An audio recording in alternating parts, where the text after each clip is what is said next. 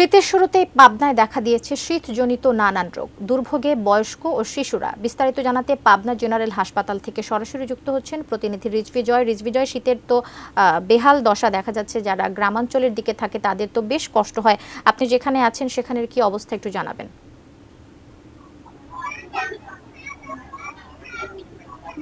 ধন্যবাদ কবিতা। পাবনার শীতের তীব্রতা কিন্তু গত কয়েকদিনে বেড়েছে এবং শীতের শুরুতেই যে পরিস্থিতি তা কিন্তু আসলে কিছুটা নাজুকই বলা যায়। বিশেষ করে শিশুদের কথা যদি বলি, পাবনা জেনারেল হাসপাতালে শিশু ওয়ার্ডে ঘুরে দেখেছি কিছুক্ষণ আগেও। সেখানে 38 শয্যার বিপরীতে এখন কিন্তু রোগী ভর্তি আছে শতাধিক।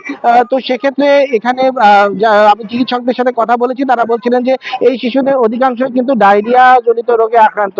এর পাশাপাশি নিউমোনিয়া, ঠান্ডা, জ্বর সহ নানা রোগে এই শিশুরা আক্রান্ত হচ্ছে এবং অধিকাংশ কিন্তু এই হঠাৎ করে যে আবহাওয়ার যে পরিবর্তন, সেই পরিবর্তনের কারণে এই ধরনের পরিস্থিতির সৃষ্টি হয়েছে। এর পাশাপাশি কেবল শিশুরাই নয়, বয়স্ক এবং যে যারা বয়োবৃদ্ধ রয়েছেন তারাও কিন্তু ডায়রিয়া জনিত নানা ধরনের রোগ এবং শীতের বিভিন্ন রোগে আক্রান্ত হচ্ছেন। তবে এখানকার সেবা নিয়ে কিন্তু কিছুটা অভিযোগ রয়েছে।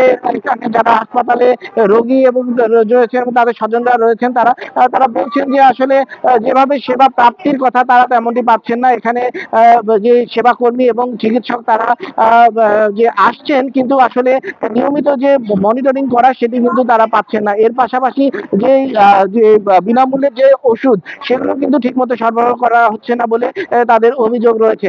তবে এখানকার যারা দায়িত্বপ্রাপ্ত রয়েছেন চিকিৎসকরা বলছেন যে আসলে যে পরিমাণ রোগী, সেই চাপ সামলাতে তাদের হিমশিম খেতে হচ্ছে এবং আসলে প্রত্যাশিত সেবা এই অতিরিক্ত রোগীর কারণে আসলে দেওয়া সম্ভব হচ্ছে না। এর পাশাপাশি চিকিৎসকরা জানিয়েছেন যে এখন যেহেতু আবহাওয়ার পরিবর্তন এবং তীব্রতা শীতে বাড়ছে, সেক্ষেত্রে এই ধরনের পরিবেশে ঝুঁকিপূর্ণ একটা অবস্থায় থাকে কিন্তু শিশু এবং বয়োবৃদ্ধরা। তাদেরকে আসলে নিরাপদ পরিবেশে রাখা এবং যাতে ঠান্ডাজনিত রোগে আক্রান্ত না হয়, সেই জন্য সতর্কতামূলক ব্যবস্থা নেওয়ার জন্য পরিবারের সদস্যদের প্রতি আহ্বান জানিয়েছেন তারা। কবিতা, এই ছিল আমার কাছ থেকে পাবনার শীতের রোগবালাইয়ের সর্বশেষ খবর।